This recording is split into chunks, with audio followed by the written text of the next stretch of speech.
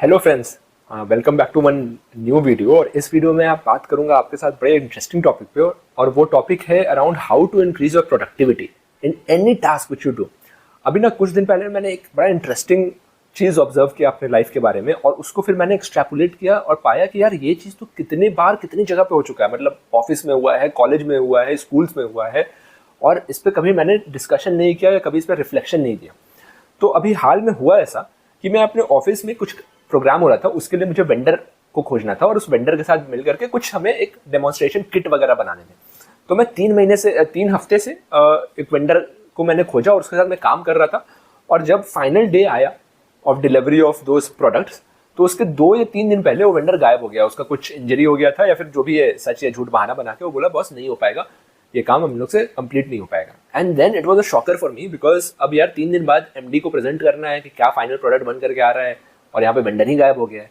तो रातों रात हमने अपने सिटी में एक ऑल्टरनेटिव वेंडर को खोजा, उससे प्राइस निगोशिएट किया, और हमें 100 यूनिट ऑफ कुछ प्रोडक्ट्स चाहिए थे, उसका ऑर्डर दे करके हूबहू एग्जैक्टली सेम प्रोडक्ट हमने 2 दिन के अंदर बना के तैयार करवा लिया। जो काम हम पिछले 4-5 हफ्ते से सोच रहे थे और वो धीरे धीरे चल रहा था। When I read about this phenomenon on internet, तो I realized कि एक्चुअली में इसके पीछे रिसर्च हो चुका है, और इसको बोलते हैं पार्किंसंस लॉ।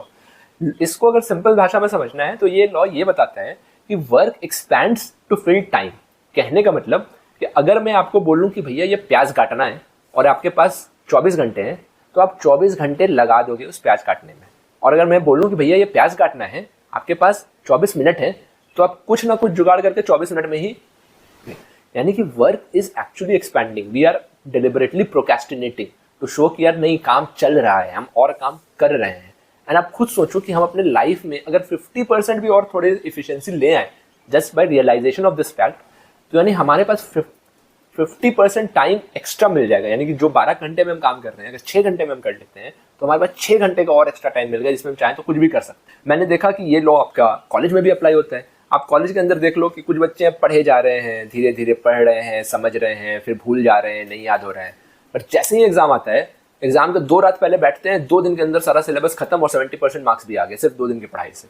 इससे जो नेट क्रक्स मैंने निकाला वो ये निकाला कि आप जिस भी काम को करते हो, अगर आपको लग रहा है कि आप उसको अच्छे से नहीं कर पा रहे हो या काम कंप्लीट नहीं हो पा रहा है, तो आप आर्टिफिशियल टारगेट्स खुद को देना शुरू कर दो। आप इसके लिए मत वेट करो कि यार कोई बॉस आकर के मेरे को कोई टारगेट देगा। फॉर एग्जाम्पल, अगर आप यूट्यूब कंटेंट क्रिएटर हो और आप किसी चीज़ पर रिसर्च कर रहे हो, तो आप एक टाइम लिमिट सेट कर दो कि यार मेरे को 3 घंटे के अंदर ही रिसर्च कंप्लीट कर लेना है। और एक स्ट्रक्चर दे दो कि यार अगर मैं सपोज हिस्ट्री के टॉपिक पर रिसर्च कर रहा हूँ, तो what happened, why happened, who was involved and what was the eventual outcome. कुछ ऐसा पैटर्न मैंने बना लिया। या फिर मान लो मैं मूवी का रिव्यू कर रहा हूँ, क्रिटिक कर रहा हूँ, तो what is the movie, what is the main theme, who are the actors, इस मूवी में 4 क्रिटिक के पॉइंट क्या है, सिनेमेटोग्राफी कैसा था, डायलॉग कैसा, XYZ जो भी है वो मैंने सेट कर लिया। और उसका मैंने एक बेसिक कंटेंट में 3 घंटे के रिसर्च में फुलफिल कर लूंगा। उसके बाद complete shut down, not even single minute मोर उससे मैं उस टॉपिक पे और देने वाला हूँ।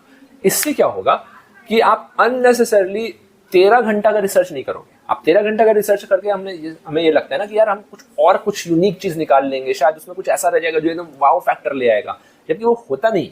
वो शायद 3 घंटे में अगर आपके रिसर्च पे अगर आपके 5000 व्यू आ रहे हैं, तो 13 घंटे में शायद 5500 आ जाएंगे, यही होगा, इससे ज्यादा कुछ नहीं होगा। बट आप सोचो कि आपने 10 घंटे अपने बचा लिए और अपने माइंड को ट्यून कर दिया कि वो और प्रोडक्टिवली काम कर सके, राइट। सिमिलरली आज देखो कि हम लोग AI के जनरेशन में जी रहे हैं। अगर आप स्टूडेंट हो तो आप AI पे कोई भी टॉपिक का अगर रिसर्च करने जाओ, तो वो तो आंसर गर्जिटेट ही करते जा रहा है, वो और बताते जा रहा है और बताते जा रहा है, और पता चला 4 घंटे बाद आपको लग रहा है यार सर दर्द हो गया, कुछ पता नहीं चल रहा है, और जितना नॉलेज के साथ मैं आया था अब तो मैं और ज्यादा कंफ्यूज हो गया और मेरा पूरा मतलब रिसर्च ही बिखर गया है, राइट। ये भी हो सकता है। अगेन, आप अगर क्यूरियस हो तो सेट अ टाइम लिमिट कि यार मैं 1 घंटा के अंदर इस टॉपिक पर रिसर्च कर लूंगा, ये 4-5 चीज मेरे को चाहिए, मैं इसके अराउंड स्टिक रहूंगा, ताकि अगर थोड़ा सा मैं ज्यादा डीप में जा रहा हूँ, थोड़ा डिविएट कर रहा हूँ, I will again pull myself back and come on track, right. तो इस तरीके से क्या है ना कि आप अपने आप को ऑर्गेनाइज रखिएगा। आप टाइम लिमिट जब सेट करिएगा तो आपका ब्रेन ऐसा काम करता है कि इट विल इंश्योर कि आप अपने गोल्स को रीच 100%, 80% तक आप कर ही जाएं।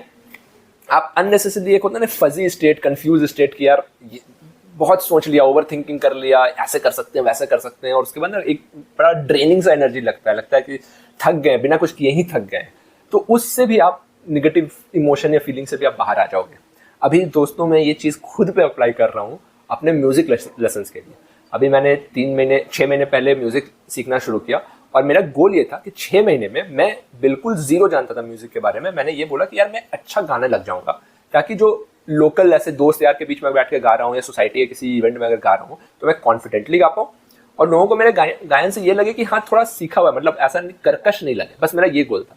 अब इसको मैंने further step by step break down कर दिया। पहले तो मैंने 6 महीने का टारगेट ले लिया, फिर मैंने ऐसा किया कि फर्स्ट 3 मंथ में मैं कुछ सुर सीख लूंगा, कुछ ताल सीख लूंगा, थोड़ा रिदम के बारे में समझना शुरू कर दूंगा। उसको करने के लिए मैंने पर डे का गोल बना लिया कि हर दिन आधा घंटे से 40 मिनट मैं रियाज करूंगा, सारे गामा का रियाज करूंगा, अलग अलग अलंकार पे प्रैक्टिस करूंगा, राइट। तो मैंने जो म्यूजिक है, म्यूजिक तो यार ओशन है, उसको आप 6 महीने का 6 साल 60 साल तक सीख सकते हो, पर मैंने उसको कंस्ट्रेंट कर दिया, खुद को एक आर्टिफिशियल टाइम लिमिट दे दिया कि 6 महीने के अंदर एक सेट गोल को फर्दर ब्रेक डाउन कर दिया। अब इसके वजह से क्या हो रहा है कि जब मैं आज गा रहा हूँ तो it is sounding pleasant. It may not be perfect है, परफेक्ट तो बिल्कुल भी नहीं होगा 6 महीने में, बट प्लेजेंट है, सुरीला है थोड़ा। तो इस तरीके से जब आप काम करते हैं by setting a clear target, by setting a definite timeline and by ensuring कि आप उस टाइमलाइन से 1 सेकंड 1 मिनट भी ज्यादा उस पर नहीं देने वाले हैं, तो आपका ब्रेन रिवायर हो जाता है, वो आपको क्विकली अपने टारगेट की तरफ ले जाना चाहता है। अदरवाइज उसी काम को आप, जैसे हम लोग बिहारी भाषा में बोलते हैं कि आप लसारते जाते हैं, स्ट्रेच आउट करते जाते हैं, ज्यादा समय लेते हैं, काम उतना ही होता है, दिमाग का दही और बन जाता है आपका। तो अगर ये वीडियो, ये डिस्कशन, ये टॉपिक जो मैंने आपके साथ शेयर किया, अगर आपको लगता है इससे आपके प्रोडक्टिविटी में कुछ आपका फायदा होगा, तो do like this video, also share it with your friend जो अपने प्रोडक्टिविटी गोल्स को लेकर के थोड़ा स्ट्रगल कर रहा हो। आई एम श्योर कि उसको भी इससे फायदा होगा। Till the next video, thank you so much for watching this and take care, bye bye.